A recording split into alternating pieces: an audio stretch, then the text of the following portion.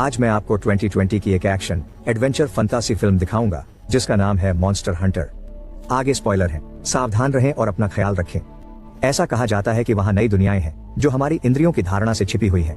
इस विशेष नई दुनिया में मनुष्य कई तरह के बड़े और क्रूर राक्षसों के साथ सह अस्तित्व में है। रेगिस्तान के बीच में एक रहस्यमयी मीनार भी है जो हमेशा काले बादलों और बिजली से घिरी रहती है, और यहीं पर एडमिरल के नेतृत्व में एक रेत का जहाज वर्तमान में रवाना हो रहा है। हालांकि उनकी यात्रा अचानक बाधित हो जाती है जब उन पर डायब्लोस नामक टीलों में रहने वाले राक्षस द्वारा हमला किया जाता है। वह अपने विशाल शरीर से जहाज को धक्का देकर गिराने की कोशिश करता है, इसलिए एडमिरल दौड़कर जहाज को राक्षस के रास्ते से हटाने की कोशिश करता है। भागने में सफलता मिलती है, लेकिन दुख की बात है कि हैंडलर को जहाज से गिरने से बचाने की कोशिश करते समय शिकारी गिर जाता है और रेगिस्तान में पीछे रह जाता है। धरती पर कैप्टन नताली, आर्टेमिस और लिंकन, मार्शल, डैश, स्टीलर और एक्स द्वारा गठित उनकी सुरक्षा टीम रेगिस्तान में सैनिकों की एक लापता टीम की तलाश कर रही है। उनके पास एकमात्र सुराग उनके एसओएस संदेश की रिकॉर्डिंग और सड़क पर पहियों के निशान हैं जो अचानक रुक जाते हैं, जैसे कि उन्हें छोड़कर जाने वाला वाहन हवा में गायब हो गया हो। सड़क के पास कुछ रहस्यमयी चट्टानें भी हैं जिन पर ऐसे चिन्ह हैं जिन्हें वे पढ़ नहीं सकते। अचानक उनके सामने एक अंधेरा तूफान तीव्र गति से आता दिखाई देता है। टीम भागने के लिए अपने वाहनों पर सवार हो जाती है क्योंकि तूफान के कारण सभी रहस्यमय चिन्हों पर बिजली गिरती है जिससे उन पर लिखा हुआ चमक उठता है। टीम चाहे जितनी भी तेजी से गाड़ी चलाए, तूफान और भी तेज होता है और जल्द ही उनकी कारों तक पहुंच जाता है तथा उन्हें एक पोर्टल के अंदर ले लेता है तथा वाहन तोप के किनारे से नीचे गिर जाते हैं। हवा के झोंके से गाड़ियां लुढ़कती हैं और पलटती हैं जिससे अंदर बैठे लोग अपनी सीटों से गिर जाते हैं।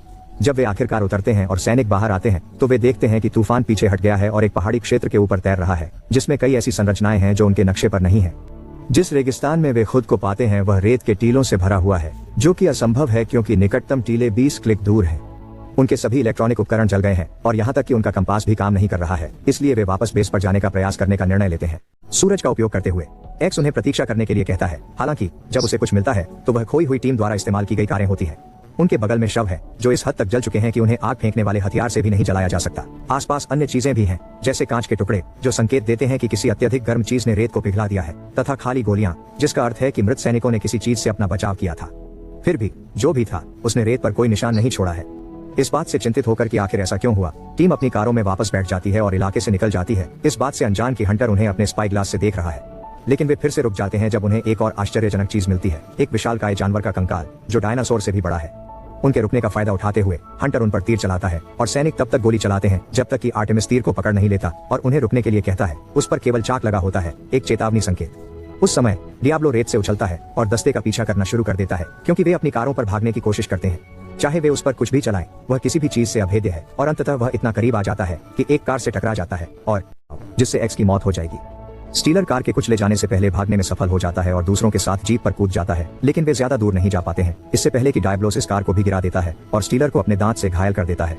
मरने से ठीक पहले वह राक्षस पर कुछ हथगोले फेंकता है जो उसे चोट नहीं पहुंचाते हैं, लेकिन उसकी टीम को चट्टानी संरचनाओं के बीच छिपने का मौका देते हैं। जैसे ही हंटर डायब्लोस को धीमा करने के लिए उस पर धुएं का तीर चलाता है, दस्ता एक गुफा में प्रवेश करता है जिसका प्रवेश द्वार इतना छोटा है कि राक्षस उनका पीछा नहीं कर सकता, इसलिए वह अभी के लिए हार मान लेता है और चला जाता है। डैश अपनी स्थिति के बारे में घबराने लगता है, लेकिन आर्टेमिस एक नेता के रूप में आदेश देता है और उन्हें बताता है कि वे अच्छे सैनिक होंगे और ऐसे ही जीवित रहेंगे। हालांकि उसके शब्द तब बाधित होते हैं जब वह अचानक नेर्सिला नामक मकड़ी जैसे राक्षस द्वारा पकड़ ली जाती है जो उसे डंक मारता है और उसे लकवाग्रस्त करने वाला विष देता है, तथा जब सैनिक उस पर गोली चलाना शुरू करते हैं तो वह उसे गिराकर भाग जाता है। मार्शल और लिंकन आर्टेमिस को सीपीआर देने की कोशिश करते हैं, लेकिन कोई फायदा नहीं होता और डैश उनसे जाने की विनती करता है क्योंकि अब रात हो जाने के कारण और अधिक नर्स किला बाहर आ रहे हैं। यह मानते हुए कि आर्टेमिस मर चुका है, लिंकन, मार्शल और डैश गुफा से बाहर निकलते हैं और आगे बढ़ते हैं जो एक चट्टान के ऊपर से विस्फोटक तीर चला रहा है, और जब नेरस्काइला उसके पीछे आता है तो उसे भागना पड़ता है। डैश लड़खड़ाकर गिर जाती है जिससे उसके समूह के भागने में देरी हो जाती है। इससे राक्षसों में से एक को ऊपर से हमला करने और मार्शल को पकड़ने का अवसर मिल जाता है। जब हंटर अपनी गुप्त गुफा में छिपा होता है तब आर्टेमिस जाग जाती है और उसे चक्कर आने लगता है। वह बाहर से अपने साथियों की चीखें सुन सकती है, लेकिन जल्द ही वह फिर से बेहोश हो जाती है जब एक नर्स किला उसे ढूंढ लेती है। अगली बार जब वह जागती है तो आर्टेमिस नर्स किला के घोंसले में एक कोकून के अंदर होती है जो सौभाग्य से इतना पतला होता है कि वह अपने नंगे हाथों से उसे फाड़ सकती है। एक बार मुक्त होने पर वह देखती है कि वह हड्डियों और कोकूनों से घिरी हुई है जिनमें डैश और मार्शल के शव हैं। चक्कर और दर्द से लड़ते हुए आर्टेमिस अपने साथियों की गिरी हुई थैली उठाती है और 2 फ्लेयर्स, एक ऑक्सीजन कैन और गोलियों का एक गुच्छा निकालती है। बचाव और प्रकाश दोनों के रूप में एक फ्लेयर्स का उपयोग करते हुए वह मकड़ी के जाले से बने एक गलियारे से नीचे जाती है और अचानक लिंकन को देखकर चौंक जाती है जो अपनी बांह को महसूस नहीं कर पा रहा है और सीने में दर्द से पीड़ित है। इस बात से अनजान कि राक्षस उनका पीछा कर रहे हैं। आर्टेमिस लिंकन को बाहर निकलने में मदद करती है, तभी उसकी रोशनी बंद हो जाती है। जब तक वह दूसरे को चालू करती है तब तक एक नेरस किला उनके सामने प्रकट होती है जिसे आर्टेमिस अपनी नई चमक के साथ दूर रखती है। हालांकि चीजें तब जटिल हो जाती हैं जब लिंकन को अपने शरीर पर अधिक दर्द महसूस होता है और वह अपनी शर्ट फाड़ देता है और पाता है कि उसके घाव पर अंडे सेते हुए हैं। नेरस्किला उसे पकड़ लेता है और दूर ले जाता है, और जब वह आर्टेमिस के साथ भी ऐसा ही करने की कोशिश करता है तो वह ऑक्सीजन कैन के साथ फ्लेयर को मिलाकर उसमें आग लगा देती है, जिससे पूरा घोंसला जल जाता है। आर्टेमिस निकास द्वार की ओर चढ़ना शुरू करती है और वह लगभग वहां पहुंच ही जाती है। तभी नेरस्किला उसका पैर पकड़ लेती है और उसे वापस अंदर खींच लेती है, इसलिए वह अपने द्वारा बचाई गई गोलियों को आग में फेंककर उन्हें विस्फोटित कर खुद को मुक्त कर लेती है। जब वह अंततः गुफा से बाहर आती है तो सुबह हो चुकी होती है और सूर्य का प्रकाश नेरस्काइला को उसका पीछा करने से रोक देता है। अपने शरीर पर रेंगने वाली संवेदनाओं से घबराकर वह जमीन पर पड़ी एक गोली को खोलती है और उसमें से बारूद को अपने टखने के घाव पर डालती है। फिर वह दो पत्थरों को आपस में टकराकर चिंगारी पैदा करती है और बारूद को प्रज्वलित करती है, जिससे घाव प्रभावी रूप से जल जाता है। इसके बाद वह क्षेत्र को बेहतर ढंग से समझने के लिए पहाड़ी पर चढ़ती है, लेकिन उसे अपने चारों ओर केवल रेगिस्तान दिखाई देता है और वह तूफान जो उसे यहाँ तक लाया था दूर क्षितिज पर दिखाई देता है। यह उसके घर लौटने की कुंजी हो सकती है, लेकिन पहले उसे कुछ जांचने की जरूरत है।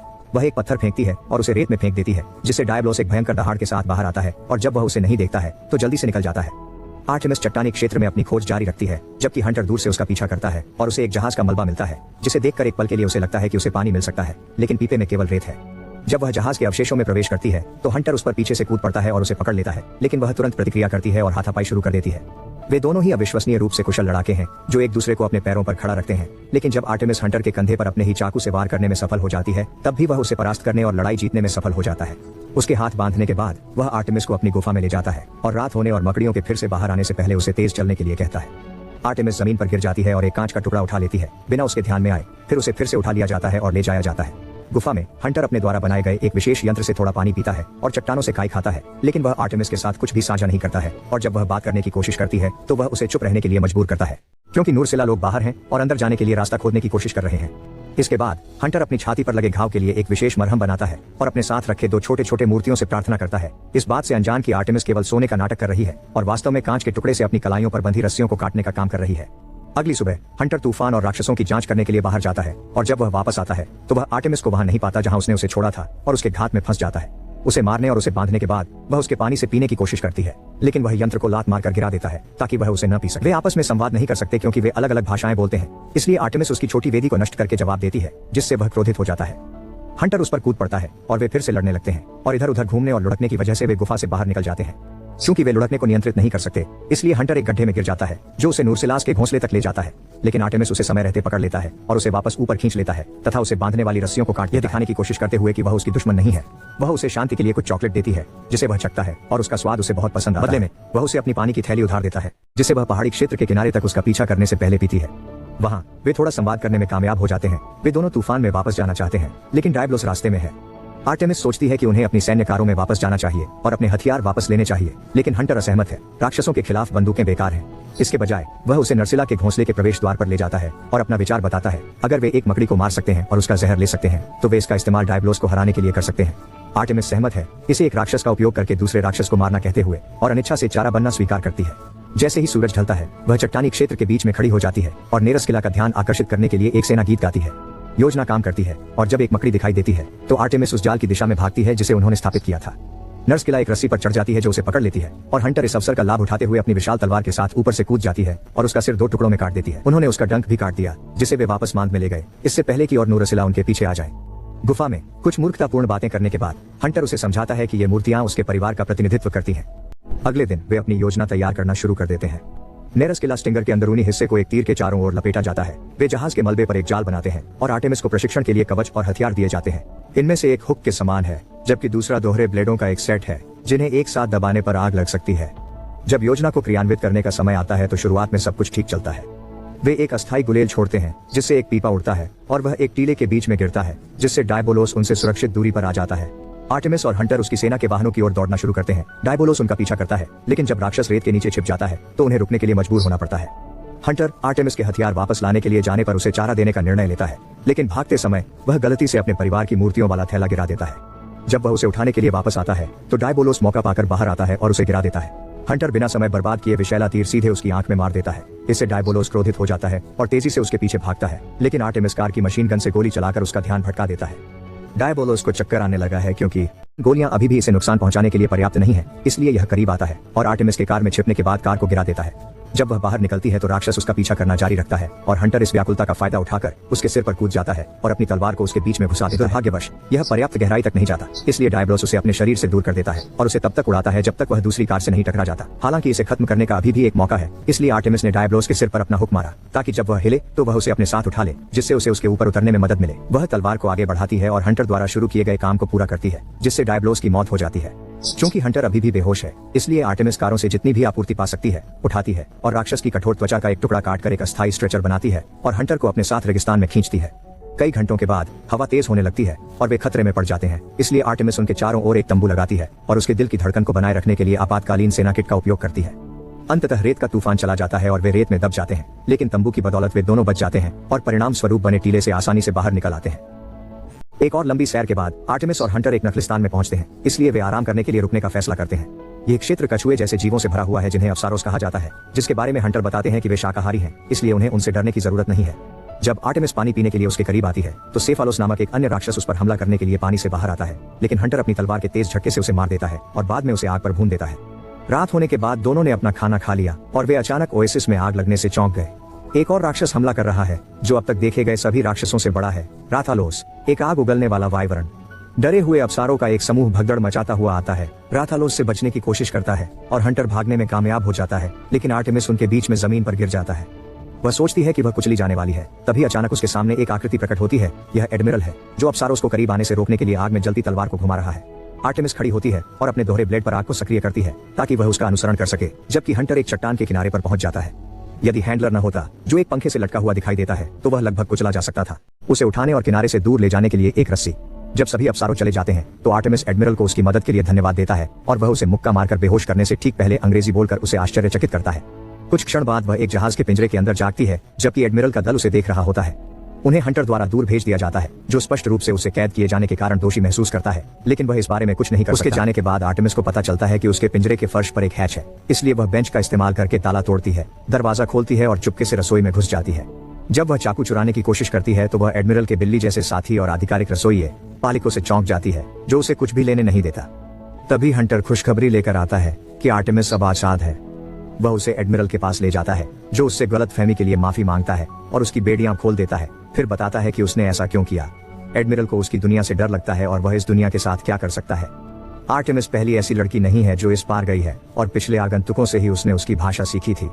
इन सब के लिए जिम्मेदार चीज स्काई टॉवर है, जो तूफान से घिरे पहाड़ की चोटी पर स्थित है। यह एक प्राचीन सभ्यता का अवशेष है, काफी उन्नत और खतरनाक। ये प्राचीन लोग विभिन्न विश्वों के बीच यात्रा करना जानते थे, लेकिन अब वे विलुप्त हो चुके हैं क्योंकि प्रौद्योगिकी ने उनका साथ छोड़ दिया है और एडमिरल को संदेह है कि इसका कारण पृथ्वी हो सकती है। वे टॉवर की जांच करने के लिए जा रहे हैं, लेकिन राइफ्लोस एक खतरनाक बाधा है। एडमिरल ने प्रस्ताव दिया कि अगर आर्टेमिस उन्हें हराने में उनकी मदद करती है तो वे बदले में उसे घर पहुंचने में मदद करेंगे, इसलिए निश्चित रूप से आर्टेमिस स्वीकार करती है। चालक दल भोर में पहाड़ के लिए निकलता है और वे एक लंबी कठिन चढ़ाई के बाद टॉवर तक पहुंचते हैं। स्काई टॉवर लावा पर खड़ा है और उन्हें लगता है कि यही वह शक्ति है जो इसे तूफान को नियंत्रित करने और उसकी दुनिया के लिए एक प्रवेश द्वार बनाने की अनुमति देती है, जो काफी अस्थिर दिखती है। जैसे ही वे टॉवर की ओर कुछ कदम बढ़ाते हैं, उन्हें जमीन पर कांच के टुकड़े मिलते हैं, जिसका मतलब है कि राइफ्लोस नजदीक है। एडमिरल द्वारा उन्हें याद दिलाने के बाद कि वाइवरन कमजोर है, आग उगलने से ठीक पहले टीम अलग हो जाती है और लड़ने के लिए तैयार हो जाती है। राफेलोस चालक दल के कुछ सदस्यों को जला देता है, उसके बाद वह टावर के बीच में उतरता है। एडमिरल सबसे पहले उसके पीछे जाता है। आर्टेमिस और हंटर उसके पीछे पीछे चलते हैं। उनमें से किसी को भी नुकसान पहुंचाने के लिए उनके हथियार जल रहे हैं। अन्य क्रू सदस्य भी मदद करने की कोशिश करते हैं, लेकिन राइथालोस उन्हें दूर धकेल देता है, जबकि टॉवर अपने आसपास के सभी विशेष मार्करों को जलाना शुरू कर देता है जो आर्टेमिस ने अपनी दुनिया में देखे थे। हालांकि वे एक दो बार करने में सफल हो जाते हैं, लेकिन उनका नुकसान उस प्राणी को मार गिराने के लिए पर्याप्त नहीं होता। राथालोस आग से आर्टेमिस का पीछा करता है जब तक कि वह चट्टान से कूदने के लिए मजबूर नहीं हो जाती, केवल एक पोर्टल में गिरकर अपनी दुनिया में वापस आ जाती है। सेना का एक बचाव समूह उसकी मदद करने के लिए आता है, दावा करता है कि वे कुछ समय से उसकी यूनिट की तलाश कर रहे थे। उसे स्ट्रेचर पर रखने और अपने विमान में ले जाने के बाद वे उड़ान भरते हैं, लेकिन वे बहुत दूर तक नहीं जा पाते हैं। तूफान फिर से उनके ऊपर दिखाई देता है और राथालोस इस दुनिया में उड़ता हुआ आता है। राक्षस विमान को नष्ट कर देता है और अन्य वाहनों के पीछे जाने से पहले उसे दुर्घटनाग्रस्त कर देता है। गोलियों की बौछार से परेशान न होते हुए सैनिक उस पर गोलियां चला रहे हैं और उन सभी को आग उगलकर या यहाँ तक कि उन्हें खाकर मार रहे हैं। आर्टेमिस, जो दुर्घटना में किसी तरह बच गई, यह सब देखती है और एक योजना बनाती है। क्षतिग्रस्त विमान से 2 फ्लेयर्स को पकड़ने के बाद वह रेथालोस की ओर दौड़ती है और उसके पंख पर अपना हुक मारती है तथा जब उसे करीब खींचा जाता है तो वह रेथालोस के चाकू से उस पर वार कर देती है। इससे राक्षस क्रोधित हो जाता है और उसके कीपर उसे आग लगाने वाला होता है। आर्टेमिस इस अवसर का उपयोग फ्लेयर को जलाने के लिए करती है, जिससे उसका हाथ जल जाता है और वह उसे रेथालोस के खुले मुंह में फेंक देती है, जिससे वह अंदर से जल जाता है। दुख की बात है कि यह क्षति राक्षस को मारने के लिए अभी भी पर्याप्त नहीं है। यह फिर से उठता है, आर्टेमिस पर हमला करने के लिए तैयार है, लेकिन हंटर द्वारा इसे बाधित किया जाता है, जो अपने कुछ विस्फोटक तीरों को मारना शुरू कर देता है। उनमें से एक फ्लेयर द्वारा छोड़े गए घाव के माध्यम से रैथालोस के अंदर जाने में कामयाब हो जाता है, और यह जानवर को मारने के लिए आखिरी वॉर है। उसके बाद एडमिरल आता है, उसे बताता है कि वे इसलिए आए हैं क्योंकि वे राक्षसों को उसकी दुनिया को नष्ट नहीं करने दे सकते थे। स्काई टावर ने एक और पोर्टल खोला है, और उसके ऊपर गोर मैग्लो नामक एक प्राणी है। इसलिए आर्टेमिस टावर को नष्ट करने और इस चक्र को हमेशा के लिए समाप्त करने के लिए उनके साथ दूसरी दुनिया में वापस जाने का फैसला करता है। वह हंटर और एडमिरल नए राक्षस के पीछे जाते हैं, उसे वापस उसकी दुनिया में धकेलते हैं, जबकि शेफ पालिको लड़ाई में शामिल हो जाता है। उनके लिए अनजान एक रहस्यमयी लबादाधारी व्यक्ति टावर के ऊपर से लड़ाई को देखता है। सब्सक्राइब करना सुनिश्चित करें और नोटिफिकेशन चालू करें ताकि आप और अधिक देख सकें।